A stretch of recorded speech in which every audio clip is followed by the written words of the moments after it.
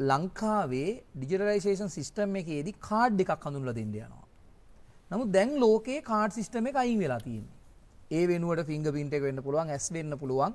ඒ වගේ දේවල් වලින් තමයි වෙන්නේ. මොකද මේ පොලිකාබනේට් කාඩ් එක හදන්න විශාල මුදලක් වියදම් වෙනවා. හැබැයි ලෝකේ තියෙන ඊට වඩා ඉස්සරහා නම් කාඩ් එක හදලා ඉවර වෙනකොට ආපහු සැරයක් අපිට ඒක අයින් කරන්න විශාල මුදලක් වියදම් වෙනවා. ඒ නිසා තවම ආරම්භ වෙලා නැති නිසා මිලියන 15ක් මේක ක්‍රියා දාන්න යනවා කියලා ආරංචි.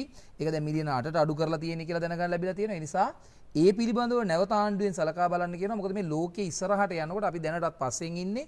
තවදුරටත් ඉස්සරහට යනවා මිසක් පරණ ක්‍රමවේදවලට යන්න පුළුවන් කමක් නැහැ. ඒ නිසා ඒ ගැන බලන්න. ඒ වගේම තමයි මට තව එක දෙයක් කියන්න තියෙනවා.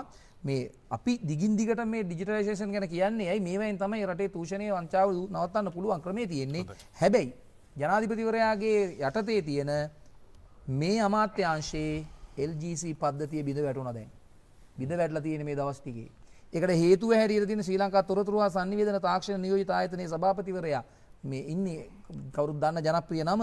ඒකේ මේ ආයතනය හරියට කැපැසිටි එක ප්‍රවර්ධනය කරලා නැතිකම කියලා මේ වෙලාවේ මට එවලා තියෙනවා විස්තරයක්. ඒ වගේම තමයි තව එක කතාවක් මම ගත්තොත් මේක ගැන සලකා බලන්න කියලා ජනාධිපතිවරයාට කියනවා. හේතුව මේක අතිශය වැදගත් එකක්. අකාර්යක්ෂම ආයතනයක් බවට පත් කරන්න එපා කියලා කියනවා. තව එකක් මට දෙන්න විනාඩි දෙකක් කියන්න. මොකද හේතුව අර විනාඩි 3යි උඩරම හොඳ අප්පර ගානක් දෙන්න. මට ගල්අඟුරු සිද්ධිය අරගත්තාම මට මාධ්‍යවේදියෙක් කියවලා තියෙනවා මේ වෙලාවේ ලිපියක් ගල්අඟුරු වංචාව කොහොමද සිද්ධ වෙලා තියෙන්නේ කියලා.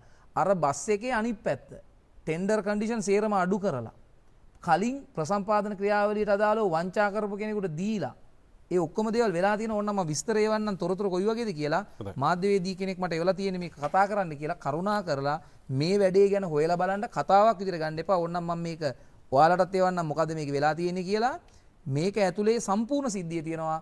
ගල්අඟුරු පිළිබඳ කතාව කොහොමද වෙනස් වෙලා තියෙන්නේ විස්තර ටික ඔක්කොම තියෙනවා. ඒ නිසා මේක කතාවක් විදිහට නොගෙන සොයා බලන්න.